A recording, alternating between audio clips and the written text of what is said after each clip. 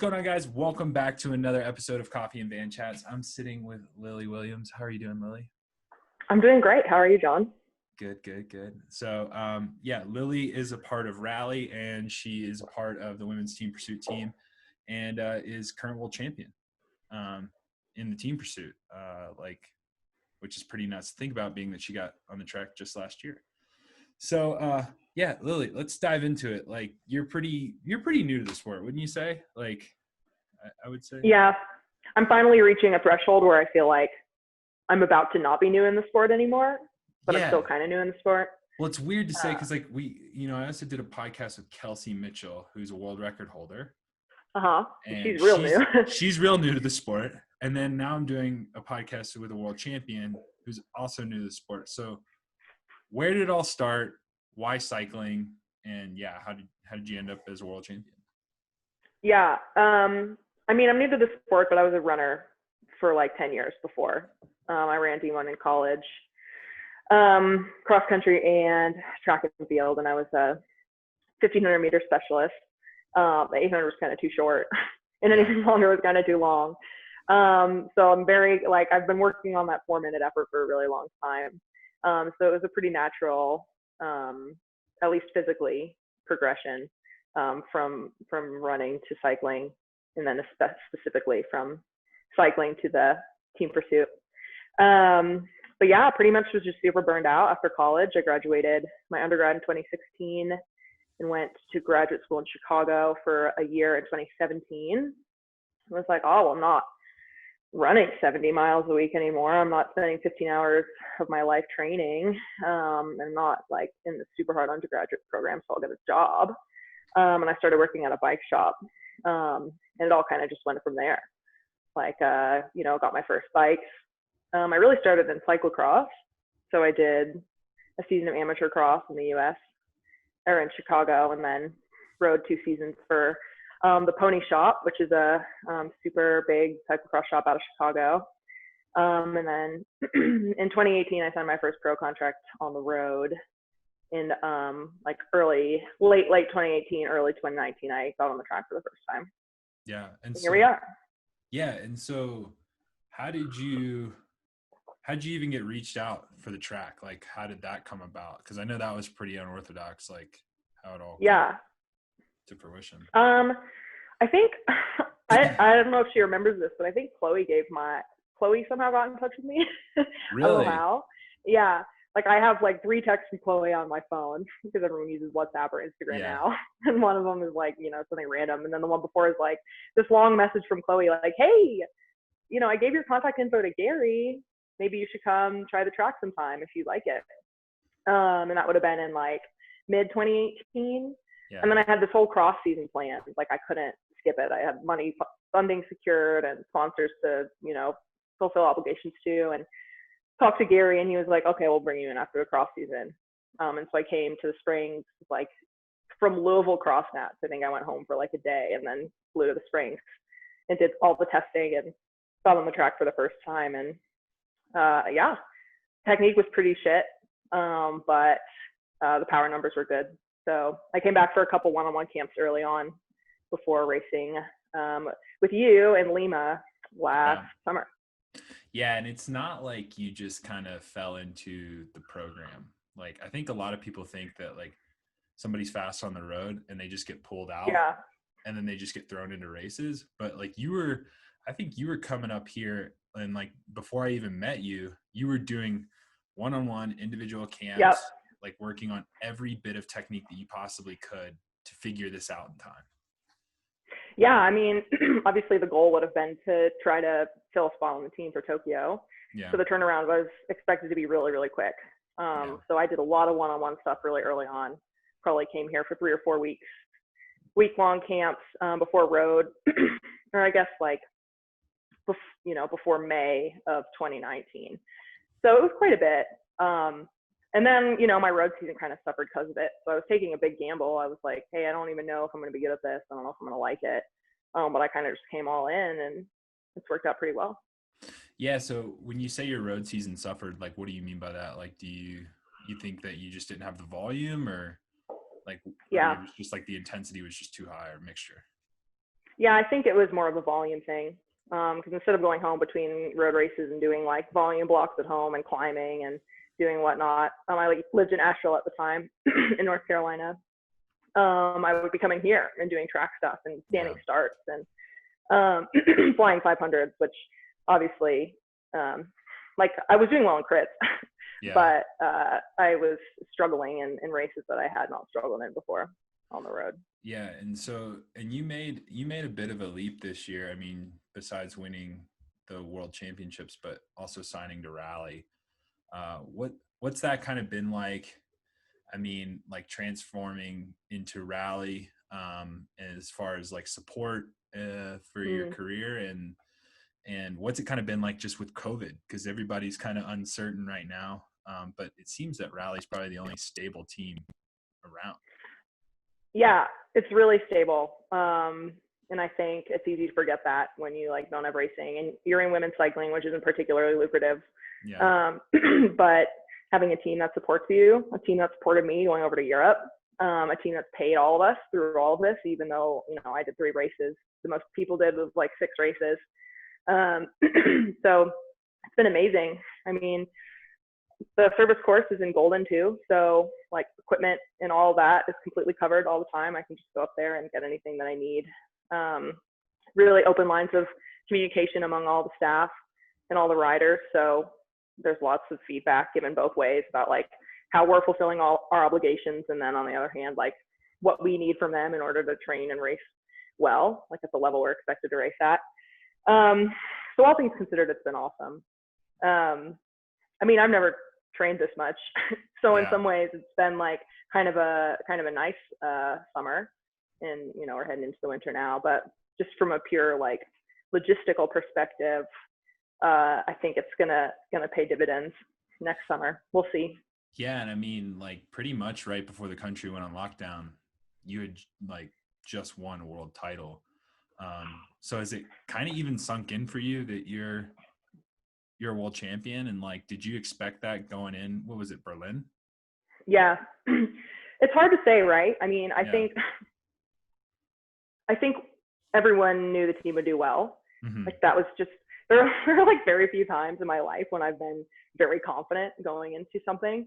And I was very confident going into that world championship that the team is in a good spot. So like we had a big camp leading up to Milton, which was in January of last year, the Milton World Cup in Ontario. And then I think we went home for like a week or 2 and then came back and did a big lead up for Worlds. So we all knew exactly where we were fitness wise and like how we were riding together. And the team was selected with a little bit of time left. So we had a few weeks to like train specifically with the team before heading to Berlin. And then we had like a week in Berlin to get ready even then. So I think we all felt really prepared and confident. But yeah, I mean, it's definitely crazy. Like when you first start cycling, all you want are rainbow bands, or like that just seems like the coolest shit ever. Yeah. And so to be able to be part of a team that's done that is, yeah, it's really wild. And the crazy thing is it's never going to go away, you know? Yeah. Like no matter what happens in the future, like we still won the world championship in, 2020. Yeah. We got really fortunate to have that race before everything shut down too. I think looking back now, it's kind of like, oh man, like maybe that shouldn't have happened, you know? Yeah, for sure. And it's funny that you mentioned that because like, I was at Mid-South when the world shut down. And it almost seemed as if, and I keep telling everybody this, but it almost seemed as if like in Stillwater, Oklahoma, there was no such thing as COVID. And what I mean by that is like everybody was taking precaution. Nobody was shaking hands. There was tons of hand sanitizer, but nobody really, you just never realize like when you're at a bike race, it's almost like the outside world doesn't exist. Like you're just kind of in the moment with the people. And yeah, we just really didn't understand how serious it was. And like thinking back on that now, because I was just thinking everybody was nuts. Like with how quick everything was. It was like one day we're living, the next day toilet paper is sold out, the next day the world shut down. Yeah, the toilet paper was out of control. And it's really funny to look at it now in retrospect because we're at over 200,000 cases a day now. People are like, whatever. And then when we had 30,000, everyone was like, shut it down. And everyone's going off on social media. And I'm like, well, there's people who are going off on social media now. You know, there's 200,000 cases and they're doing a fucking group ride. So it's just like, I don't know. It definitely is. The transition's weird. I think it's also, I think COVID has become a convenience thing. So for sure, when it's convenient, people like to blow people up on social media. But yet they're out doing whatever they would like to do on a daily basis, whether that's out to eat or whatever. It's just kind of, it's kind of funny how some people are looking at this, but anyways, we won't dive into politics or any of that bullshit. So that being said, 2020 was your goal. It's been moved. Now it's 2021. What is that looking like? Like how's training been? I can't even get out on the track right now, but you, I think, are out on the track. Like, what are the girls doing? Are you girls even allowed to ride? Because I think I heard rumor that you guys got back on the track, but then the OTC heard that you guys were riding in line and shut that shit down real quick. And I thought that was pretty comical. Well, yeah, it's kind of funny actually. So it was shut down until maybe July. I think like it opened July 4th week of July 4th is when it opened after the spring lockdown. But it was, I'm pretty sure, I can't even remember, it's been so long. I'm pretty sure it was separated. So like off-campus people had one session and on-campus people had another session, which is how it is once again now. They separated us again a few weeks ago, based on the case rate in the county. So we were on the track and we were obviously using the moto as you do on the track. And then very quickly they were like, oh yeah, you guys can't be that close together. So there were a few weeks where we weren't allowed to use the moto, and then we were allowed to use the moto. And then, so we were just kind of doing like, just pretty generic track stuff all summer because we weren't as a group, obviously. But good, like nice for me because I need the track time. And then we finally all got back together on and off campus. I think it was right before I left for Europe. So must have been like mid-September. And then we had a few weeks when I got back and then they separated it again. But you know what, like, I don't care.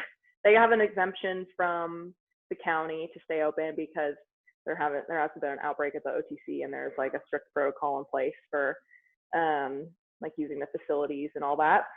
So we're all like, we'll do whatever you want as long as we can get on the track. Because, you know, GB's on the track, you know, Oz is on the track, New Zealand's on the track. Like, we have to be on the track. We have no option. And I think if you want to be anywhere in this current moment in time, it's probably like Tasmania, New Zealand, maybe Australia. Because they could literally just shut that shit down real quick. Like, you can't enter. You know what I mean? Yeah. I can understand it. But yeah, so that all being said, you're a team pursuer, obviously. You're still, it's so weird saying you're new to the track because you're so experienced in such a little bit of a time. But is there any mass start aspirations from Lily Williams? Yeah, definitely. Yeah. I don't know what that looks like. Yeah. I rode with our teammate Jen Valenti Sunday. And I was talking to her because obviously she's our, you know, main mass start rider. Yeah. She's pretty World legit. Cup overall winner. Yeah. Very legit. Yeah. And I was like, yeah, I mean, half the time I'm like, I want to do this. This looks so freaking sick. And then the other half of the time I'm like, there's no way I would be good enough to do that. Yeah. And she was basically just like, well, you're a certain kind of rider and you'd have to ride the races in a certain kind of way, right? Like, I'm not going to be winning sprints in the points race probably until like the final, you know, once everyone starts getting fatigued is when I'll start getting points in the points race. Like, I would have to look for laps and ride a race way differently than Jen would ride a race. But I was really hoping to start doing some mass start stuff after Tokyo and just like, you know, going to Europe and doing some C1s and just getting that experience and seeing T-Town and seeing how it comes together. Well, that's cool. So that, all that aside, you know, what's the road aspirations? I mean, you ride for one of the biggest team, actually the biggest team in the US, probably one of the bigger domestic or pro continental teams in the world. What do your road aspirations kind of look like? Like, do you have any aspirations of dabbling in possibly going to road worlds or, the Olympics on the road? Because I think, correct me if I'm wrong, because you probably know a lot more about this, but there's like a pecking order, and it works like this with every country in the sense by pecking order, I mean, like, they go, okay, here's where we win medals. Okay, we have slots here. And so if they had to, they would take somebody from the track and ride them at road. Like, that's why Chloe, it works really well for Chloe, because it's like, when you have time trial and you have, track, that takes up a spot. And so, obviously our selection is just that, it's a selection. So like, you take in a little bit.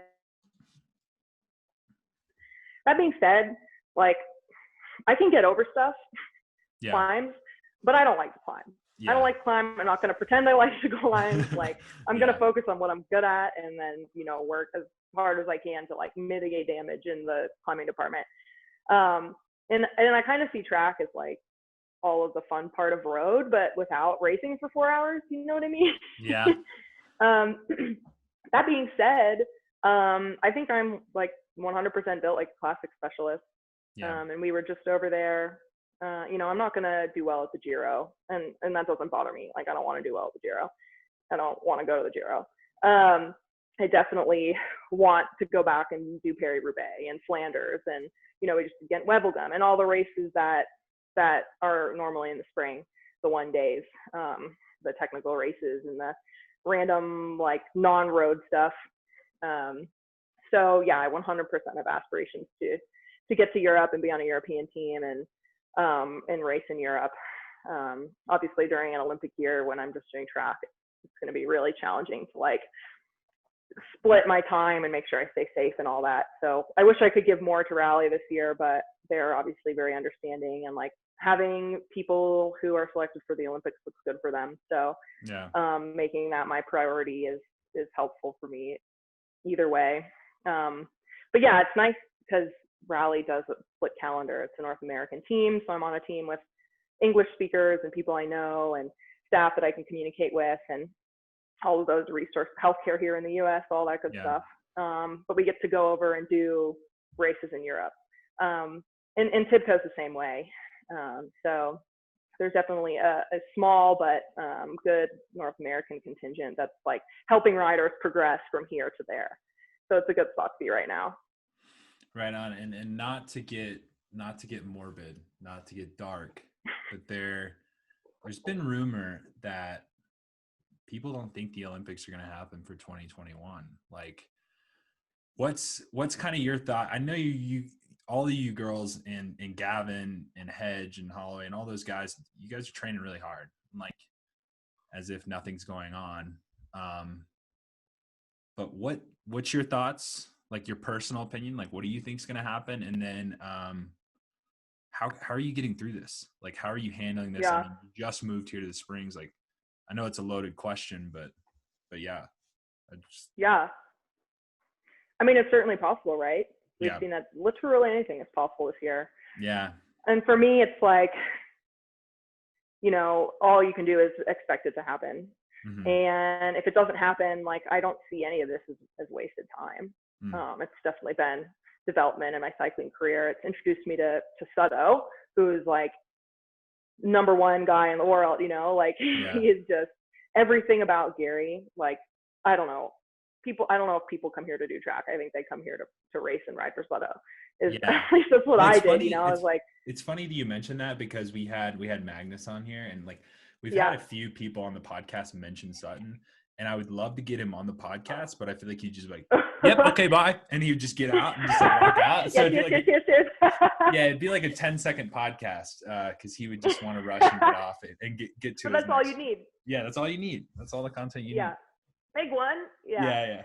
So. I mean, so he's my exclusive coach now. I worked with Allison Powers for my first 2 road seasons when I was racing with Supermint, and was still working with her as of Worlds. And now I'm just kind of like I mean, Soto is as good of a road coach as he is a track coach. So everything that he does is very complimentary. So I feel prepared when I go race on the road. And then obviously, you know, like I'm riding under the best female endurance coach probably ever on the track. So having him, I think, has really gotten us all through COVID. Like, I don't think I can understate how helpful he's been, because he's not one of those people who's like, oh, it's going to be fine. You guys are going to be great. It's going to happen. He's like, okay, here's what's happening. Here's how we're going to adjust to it. And here's how we're going to move forward. Like, it's no always bullshit. A focus. No bullshit. Yeah. No, like he says, you know, 5 words on the phone. Like, we always are competing to see how long we can get him on the phone. Like a 5 or 6 minute call is like a big day. Yeah.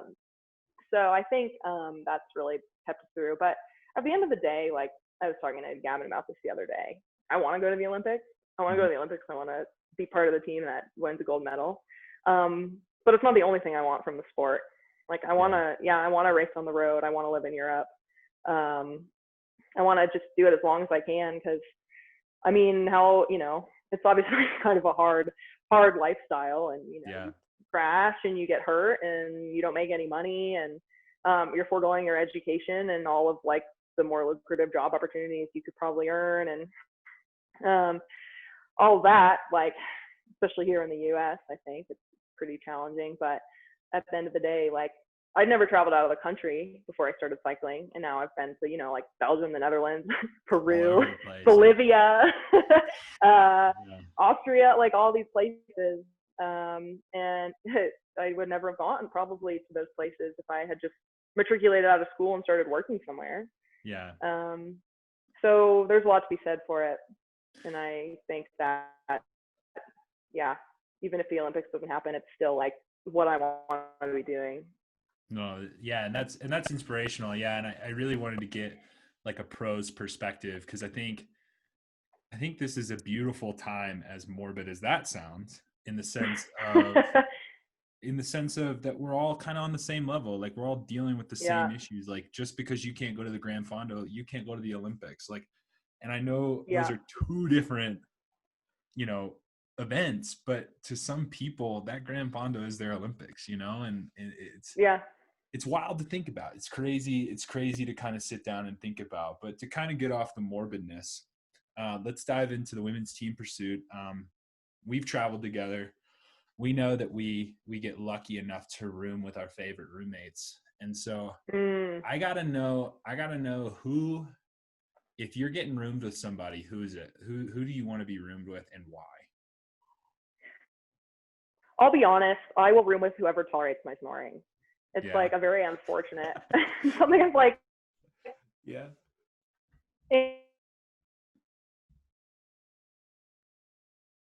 and Emma and I roomed together in Europe for a few weeks this past, like, roadblock too, because no one else would sleep in the same room with me. So that's great. And then me and Emma will, like, talk into the night about, you know, what the fuck ever. So she's obviously always, like, real fun to have around. And then, like, after the racing's over, like, you know, we go and have fun together. So it's good to have a roommate who, like, wants to go do other stuff. My other favorite roommate is probably Maddie Godby, who also, I think she tolerates my snoring less, but, like, we'll just lay there and read our Kindles, like, for 4 hours and not say a word, and it's perfect. No, that's awesome. I was that guy on the team pursuit squad where just put me with whoever. Like, I'll I was a good balance. I didn't really care. I don't care. But I know other people care. Oh yeah, and other people do, and that's totally fine. Like, we're and for, like, certain people, like, I mean, certain people are racing later in the week than we are. Like, sometimes we race early in the week, and so, like, sleep schedules, like, some people stay up. And that's something that I learned really quick. Like, Danny Summerhill, he'll love me saying this. I don't know what I don't know what it is. He is the guy that we never well, that's Shane Klein, and then Danny likes to sit on Instagram until, I don't know, 2 a.m.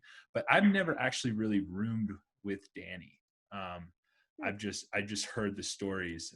There's a few people that I haven't roomed. I don't think I've roomed with Colby or Danny Summerhill, but those are probably the 3 people, like, between me, him, and Colby, we could room with just about anyone. And 9 times out of 10, we always got paired with just about anyone. Yeah. So, Yeah. but yeah, it's good fun. So that's good to know. And then, so now that like we've figured out your roommate situation. Mm-hmm. What's one crazy story? This is an unfiltered podcast. I obviously don't want to get you in trouble. And I've had some write-ins that I should pull up more World Cup stories. And I think it's kind of funny because I don't want to turn this, I haven't been to enough track cycling World Cups to tell these World Cup stories. Yeah. But they want me to do this like anonymous podcast where essentially I have these athletes talking about these crazy track World Cup stories. And I'm just like, yeah. But Gavin wants to do that podcast. I know. Gavin's one of the first people that mentioned it. And then I had a few others from Canada, which hopefully they're listening. That have mentioned me to do this. Fun. And but yeah, what's a crazy story or a funny story that you have from World Cup that you would like to share with the listeners if you have one? Oh man. Well, I haven't been to that many either, so I'm gonna like go through them. I went to Cochabamba and Lima will count if you have any stories from those events. Those were pretty uneventful though, I think, for the most part. No, we were on lockdown. Yeah, I wouldn't say those count. Lima was like, it was my first one, so I was really excited for like the first 2 or 3 days, and then after that I was like, I'm not really enjoying this very much. Yeah. And then I stayed. Yeah, I was there until the end. So I was there for like 10 days, and I just didn't know that normally we get sent home. So I was just like there in Lima, and it was like 800% humidity and also, cold. So, and then I got sick. It was terrible. Wait, you didn't fly home with us? I flew home with you guys, but we raced. Was the men's team pursuit later? We raced. I don't know. Yeah, I feel like we were there forever. So you didn't race the road Pan American Games, though, did you? Hell no. Okay. No. Although I considered it. Yeah, because like I know there was some talks there with some of the athletes about doing the road race. Obviously, that conversation never came up with me. But yeah, the conversation did happen, and I think the only person that did was Chloe. Yeah. I mean, I don't really have any real crazy stories. I mean, even if I'm like going out and partying at the World Cups, like I really just can't drink very much anymore. Like 2 drinks and I'm like, all right, guys, like time for me to go to bed. Like, in college, who knows how much I drank? A lot. Yeah. And now I'm just like, I'm old. Me and Emma had a very nice day in Brisbane when we were there. We like went and saw kangaroos and went and got food and like walked around. And we had a nice day in Milton too. We went into Toronto and got coffee and walked around. Yeah. But yeah, unfortunately nothing too crazy. I mean, on Supermint we did some crazy shit that we probably shouldn't have. Well, always at Tulsa, right? Oh, well, Scott Law gave us, because I asked him the same question and he went straight back to Elevate KHS and went to Tulsa Tough. So let's hear it. Mm-hmm. Yeah. Well, last year we all went, including my director, who just like wore pajamas. I don't know. We went to the club. There was like a sound pony, the wait was too long, and everyone was like, yeah, we don't need to be in there. So we went to the Majestic or wherever the like main party was last year. We all just got pretty fucked up. Yeah. Like I had to, take a taxi home and all that good stuff. It felt like school again. Yeah. Nothing too crazy, honestly. Nothing too out of the ordinary yet. Well, I think, maybe a few more years in cycling. Yeah, I think we'll get like a post Tokyo story, and definitely I think the listeners have come to the conclusion that hopefully the COVID goes away so they can make their own sound pony story. Because 9 times out of 10, a sound pony story starts out with them going, "Yeah, I got this crazy story from Tulsa. Let me tell you," and then it's like, "Yeah, we got really drunk," and it's like, "And I can't remember, but it was nuts." But I loved it, and I loved it. So, anyways, I don't want to keep you too late tonight. I do have one last and final question for you, and that is our Coffee and Van Chats segment, where I ask you if you could have a cup of coffee with one individual, dead or alive, how would you take your coffee, and who would that person be and why?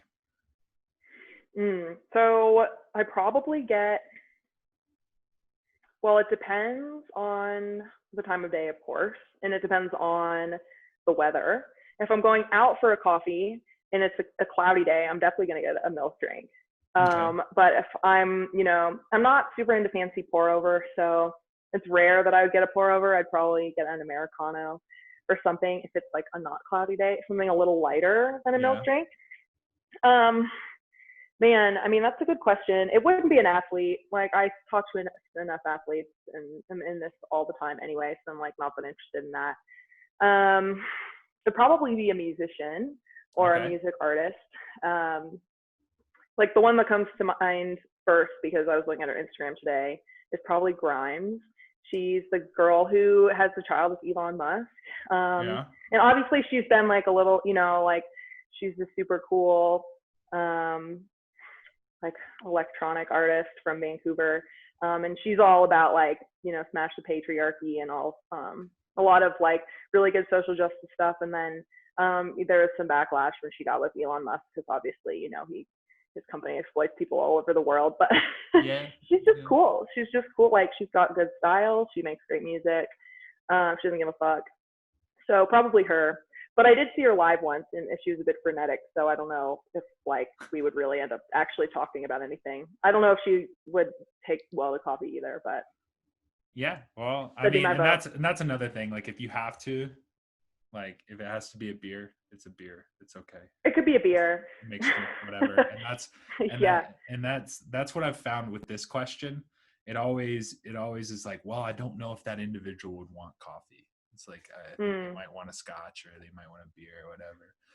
But anyways, thank you so much for jumping on the podcast, and I wish you the best of luck. And it's been, again, I am super thankful because we've been trying to do this for ever now. And so, I know. And I take that. You just got to plan. You just got to commit. I know. And I take that shit for granted. It's like between you, Lambie, and like people that I can grab really quick. Like, I'm just, no, I take it for granted. And so, I'm just going to drop you out of spite. Right on. So anyways, well, thanks again, guys. If you would like to check out Lily's social media, it's going to be down in the link in the description below. Also, make sure you subscribe to the podcast. Other than that, we'll see you next time. Cheers.